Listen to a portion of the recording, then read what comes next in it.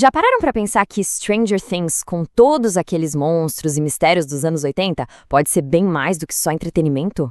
Hoje a gente vai explorar uma análise bem surpreendente, que olha pra série como uma parábola poderosa sobre escuridão e salvação.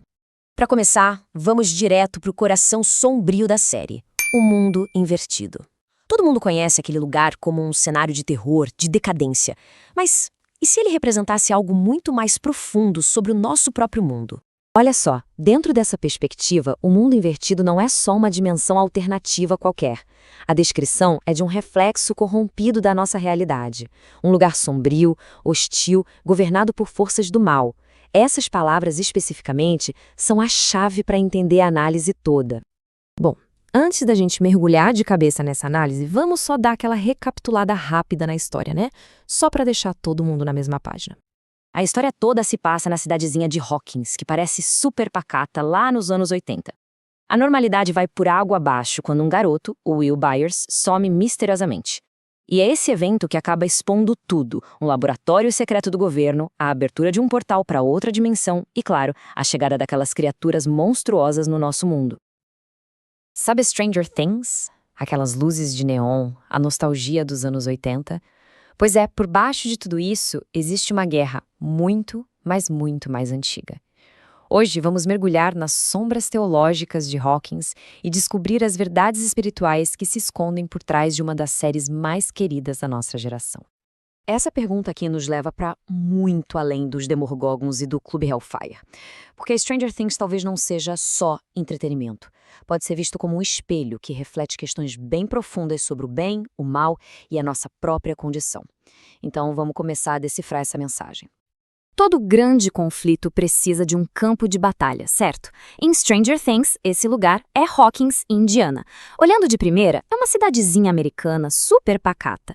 Mas, por baixo da superfície, tá rolando uma verdadeira guerra espiritual que define o destino de todos os personagens. A história toda começa com uma coisa que quebra a normalidade: o sumiço de um garoto.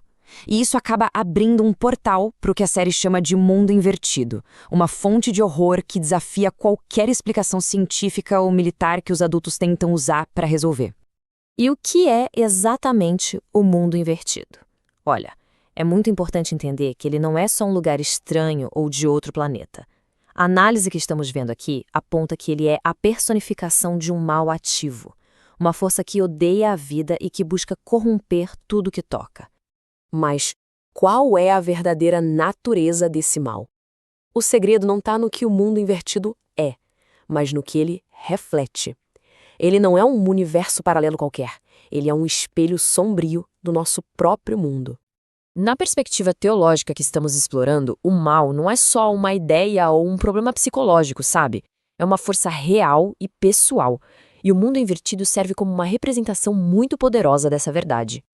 A Bíblia chega a afirmar que o mundo todo jaz no maligno. É uma declaração e tanto, né? Sugere que uma influência sombria permeia a realidade. Em Stranger Things, essa ideia abstrata ganha vida.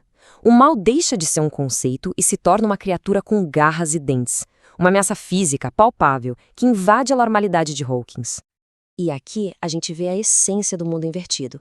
Ele tem a mesma geografia de Hawkins, as mesmas ruas, as mesmas casas, só que tudo está coberto por um véu de decadência, de hostilidade. Isso revela uma verdade crucial: o mal não tem poder para criar, ele apenas pode pegar o que é bom e corrompê-lo. Essa ideia de um mundo bom que foi distorcido e corrompido, ela ecoa diretamente um conceito central da teologia cristã, a doutrina da queda. Ela ensina que a criação original era perfeita, mas foi invadida por uma força destrutiva, o pecado, que introduziu a morte e a decadência. O mundo invertido funciona como uma metáfora visual poderosa para essa realidade quebrada. Essa analogia é perfeita para entender o conceito. O mundo invertido é um eco do nosso mundo, da mesma forma que a teologia ensina que a humanidade, depois da queda, é uma imagem distorcida de Deus. A beleza original ainda está lá, mas foi desfigurada. É uma sombra, um reflexo quebrado da criação. Agora, vamos mudar o foco para a resposta humana a esse mal, olhando para a personagem mais poderosa da série, a Eleven. Como o poder dela se encaixa nessa análise teológica? A Eleven é um paradoxo. Ela tem um poder quase divino, capaz de fechar portais e derrotar monstros. No entanto, ela é profundamente ferida, solitária e explorada. O poder dela não a protege do seu sofrimento interior. Então, o ponto crucial é este. Mesmo com toda a sua força, ela não consegue curar a si mesma. Ela pode salvar corpos, mas a sua alma continua em busca de paz e de identidade. O poder dela tem um limite bem claro. E aqui, a jornada da Eleven ilustra uma verdade teológica universal. Nenhum talento, influência ou poder humano pode curar a ferida mais profunda da alma. Há uma necessidade que todos nós compartilhamos, a necessidade de redenção, de sermos resgatados da nossa própria quebra interior. A gente vê muitos sacrifícios heróicos em Stranger Things. O Bob, o Ed, o Hopper. Eles salvam seus amigos de um perigo imediato, mas são soluções temporárias.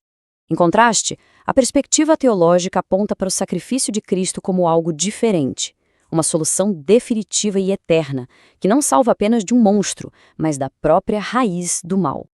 Vamos agora ampliar o foco da insuficiência individual para a institucional. O que o laboratório de Hawkins nos diz sobre as tentativas humanas de controlar o mundo?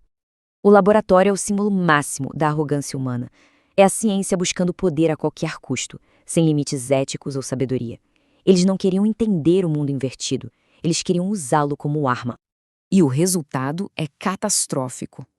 Ao tentar dominar uma força que não compreendiam, eles abriram a porta para um mal que quase destruiu a todos. É uma lição clássica sobre os perigos do orgulho. Isso nos leva à nossa conclusão. Diante de tudo isso, que tipo de esperança a série oferece? E como ela se compara com a esperança apresentada na Bíblia? A esperança dos heróis de Hawkins é nobre, claro. Lutar mais um dia, sobreviver, manter o mal afastado. É uma esperança baseada na resistência, na perseverança humana contra as trevas.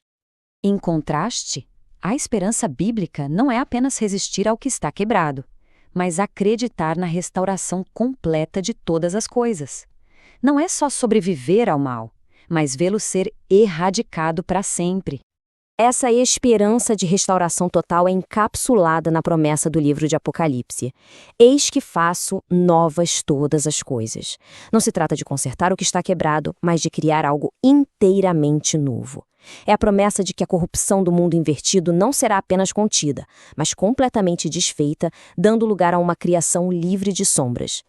Resumindo, Stranger Things funciona como uma alegoria poderosa. O mal é uma força real e destrutiva, e nem nosso poder, nem nossa ciência, nem mesmo nosso sacrifício podem derrotá-lo por completo. A análise teológica aponta para uma solução que vem de fora do sistema, uma vitória definitiva já conquistada. E terminamos com esta imagem. No final, apesar do poder assustador das trevas representadas pelo mundo invertido, a mensagem central é que a luz é fundamentalmente mais forte. Uma reflexão que Stranger Things, talvez até sem ter essa intenção, ilustra de forma brilhante.